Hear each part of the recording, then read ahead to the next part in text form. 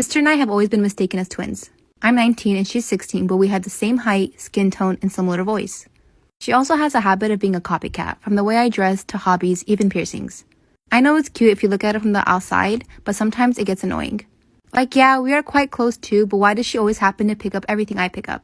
One afternoon, I was tidying up some costumes in my college showroom and found a rather cute brown and pink wig. It looks like a mushroom. I put it on, think it looks rather funny, so I snapped a picture and posted it to my Instagram. I received a text from my sister asking if I really cut my hair. I didn't mention it was a wig. While I somewhat have a feeling that she might copy that too, I lied and replied yes. I came home that weekend and lo and behold, my sister emerged with the same silly brown and pink bob cut, except this one is on her permanent hair.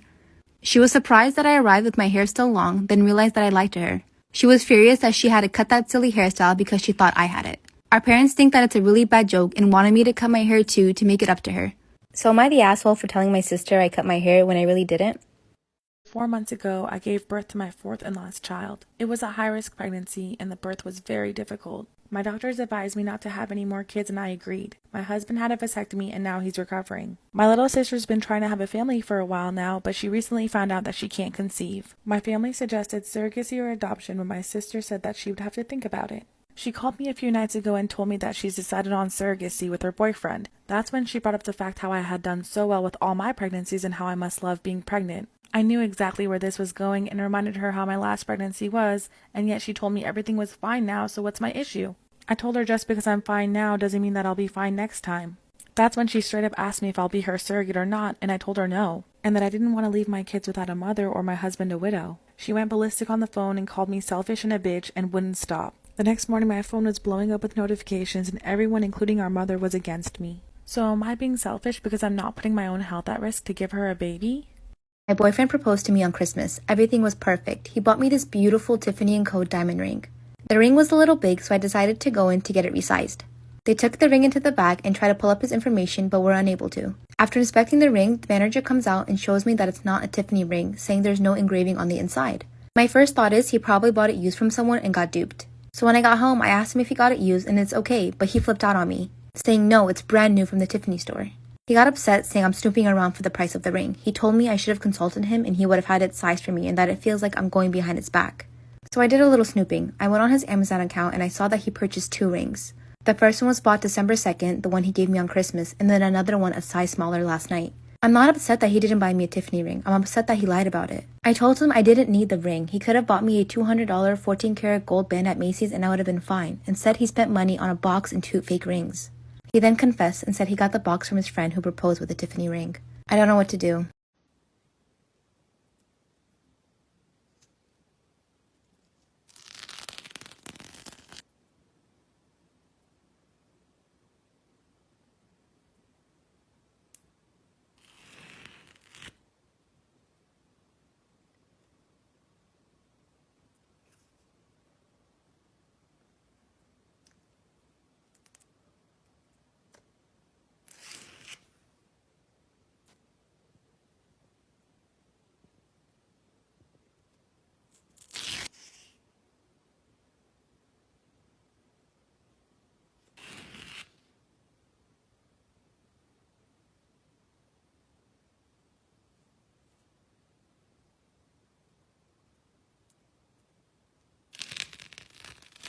My friends are 30 and 33 and are expecting their firstborn. I'm super excited for them, and today my friend told me what they're naming the baby. I am supportive of whatever they choose. Essentially, it's their child, their choice. Here's the problem that might come in. The name that they chose literally sounds like the words toilet and dustbin put together. So Lubin. And this is something that I did not notice until I was talking about it to my other friend who pointed it out. He thinks we should ask my friend, who's the mom-to-be, if they thought this through, as the baby's name leaves so much room for teasing and bullying in the future. I told him it's not our place as friends, but he thinks we're being assholes for not mentioning it to our friend. The parents-to-be, they scrambled their name and rearranged it to make it the baby's name. So it's not like the baby's name was a family name or anything. Would I be the asshole if I didn't say anything about teasing or bullying possibilities to my expecting friends? Should I say anything at all?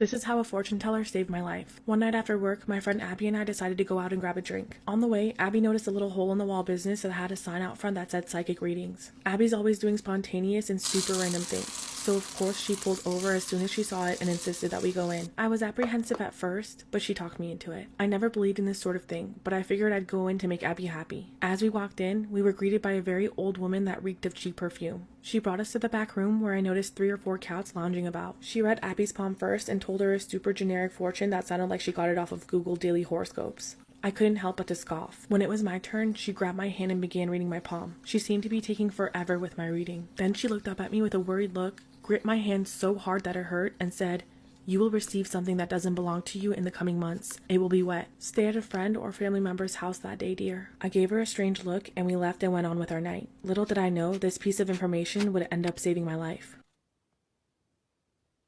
Part 2 of how a fortune teller saved my life. Months went by since I saw the fortune teller. I never gave what she said a second thought. One morning I woke up and went to go check the mail. There was a package on my doorstep, but I hadn't ordered anything recently. There was a bad storm that day, and the package was soaked. After taking it inside, I noticed that the package wasn't mine and it had been delivered to the wrong address. This is when it clicked in my head, and I remembered what the crazy old fortune teller lady had told me. I'll receive something that isn't mine, it'll be wet, stay at a friend's house that night. I'm not gonna lie, I was a little freaked out. I thought to myself it was probably a coincidence and that packages get delivered to the wrong address all the time. But what she said stayed in the back of my mind all day. I decided to stay at my sister's house that night just to be safe. I went over to her house in the storm and we had a much needed girls' night. The next morning I went home and I was shocked. Sometime last night during the storm, the large tree in my front yard had fallen on my house right on top of my bedroom. It completely broke through the roof, destroying my room and the hall. I got back in my car and drove to the fortune teller's business to thank her. When I got there, her business had been closed down and she was nowhere to be found. To this day, I still believe that her warning saved my life.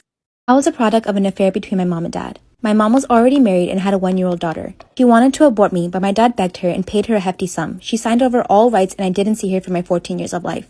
She recently contacted my dad saying she wanted to get to know me better, and he said it's entirely up to me. I was skeptical but decided to meet her. I've been talking to my mom's side for about 2 months when at a family gathering they all sat me down and said the reason they contacted me was because my half-sister was having kidney failure and was basically dying. At a loss for words, I got up and left. I told my dad and he said it's entirely up to me, but I should get tested just to see before I make my decision. So I did. When my mom found out, she thought this was me agreeing and told everyone the good news. I did a lot of thinking and I decided I would not be donating my kidney. This family had done nothing for me. The only reason they tried to get in contact was for my kidney. So I don't want anything to do with them. I got loads of hateful calls and messages but decided to stand by my decision. My stepsister called me and said I'm a douche for giving her false hope. People are saying I'm wrong because I can save a life. My stepsister did nothing wrong. But I feel so used. Am I the asshole for not giving my sister my kidney?